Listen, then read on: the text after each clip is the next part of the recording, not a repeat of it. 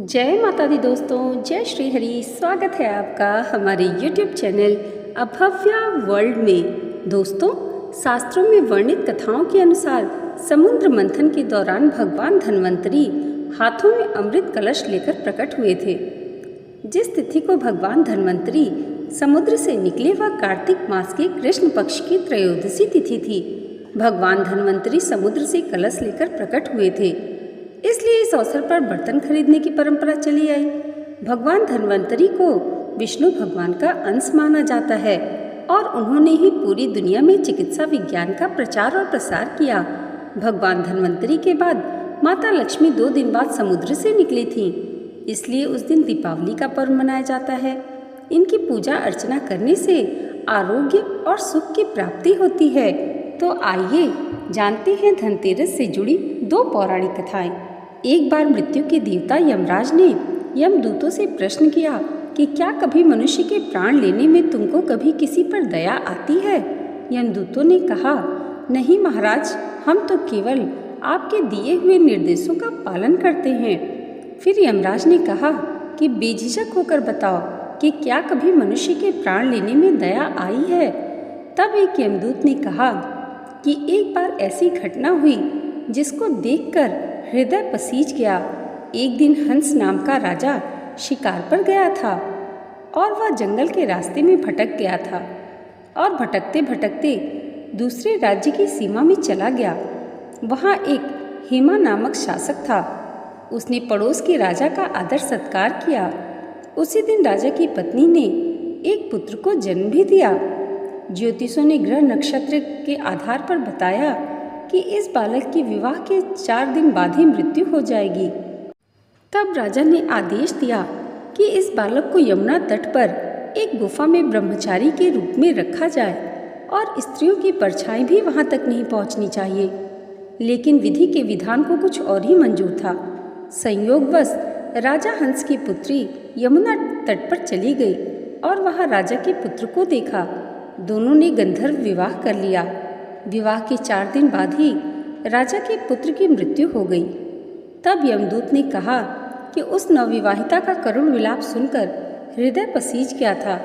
सारी बातें सुनकर यमराज ने कहा कि क्या करें, यह तो विधि का विधान है और मर्यादा में रहते हुए यह काम करना पड़ेगा।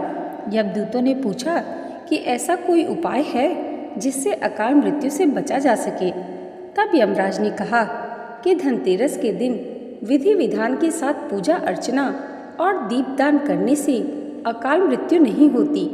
इस घटना की वजह से धनतेरस के दिन भगवान धन्वंतरी और माता लक्ष्मी की पूजा की जाती है और दीपदान किया जाता है। धनतेरस की दूसरी कथा के अनुसार एक समय भगवान विष्णु मृत्यु लोक में विचरण करने के लिए आ रहे थे। तब लक्ष्मी जी ने भी उनके साथ चलने का आग्रह किया। तब विष्णु जी ने कहा कि यदि मैं जो बात कहूँ आप उसे मानेंगी और वैसा ही करेंगी तब आप साथ चल सकती हैं। तब लक्ष्मी जी उनकी बात मान गई और भगवान विष्णु के साथ भूमंडल पर आ गई। कुछ देर बाद एक जगह पर पहुंचकर भगवान विष्णु ने लक्ष्मी जी से कहा कि जब तक मैं न आऊं तुम यहीं ठहरो। मैं दक्षिण दिशा की ओर जा रहा हूं, तुम उधर मत आना।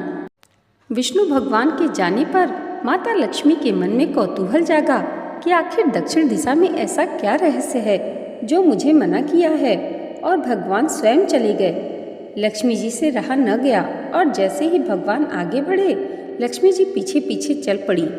कुछ ही आगे जाने पर उन्हें सरसों का एक खेत दिखाई दिया जिसमें खूब फूल लगे हुए थे। सरसों की शोभा देखकर वह मंत्रमुग्ध हो गई और फूल तोड़कर अपना श्रृंगार करने के बाद आगे बढ़ी। आगे जाने पर एक गन्ने के खेत से लक्ष्मी जी गन्ने तोड़कर रस चूसने लगी। उसी क्षण विष्णु जी आए और यह देख माता लक्ष्मी पर नाराज होकर उन्हें श्राप दे दिया कि मैंने तुम्हें इधर आने को मना किया था पर तुम न मानी और किसी की चोरी का अपराध कर बैठी। अब तुम इस अपराध के जुर्म में इस किसान की 12 वर्ष तक सेवा करो। ऐसा कहकर भगवान उन्हें छोड़कर क्षीर सागर चले गए। तब लक्ष्मी जी उस गरीब किसान के घर रहने लगी। एक दिन लक्ष्मी जी ने उस किसान की पत्नी से कहा कि तुम स्नान कर पहले मेरी बनाई गई इस देवी लक्ष्मी का पूजन करो फिर रसोई बनाना, तब तुम जो मांगोगी मिलेगा। किसान की पत्नी ने ऐसा ही किया। पूजा के प्रभाव और लक्ष्मी जी की कृपा से किसान का घर दूसरे ही दिन से अन्न, धन, रत्न, स्वर्ण आदि से भर गया। लक्ष्मी जी ने किसान को धन धान्य से पूर्ण कर दिया। किसान के 12 वर्ष बड़े आनंद से कट गए। फिर 12 वर्ष के बाद लक्ष्मी जी जाने के लिए तैयार हुई। विष्णु जी लक्ष्मी जी को लेने आए तो किसान ने उन्हें भेजने से मना कर दिया। तब भगवान ने किसान से कहा, इन्हें कौन जाने देता है, यह तो चंचला हैं, कहीं नहीं ठहरती, इनको बड़े बड़े नहीं रोक सके।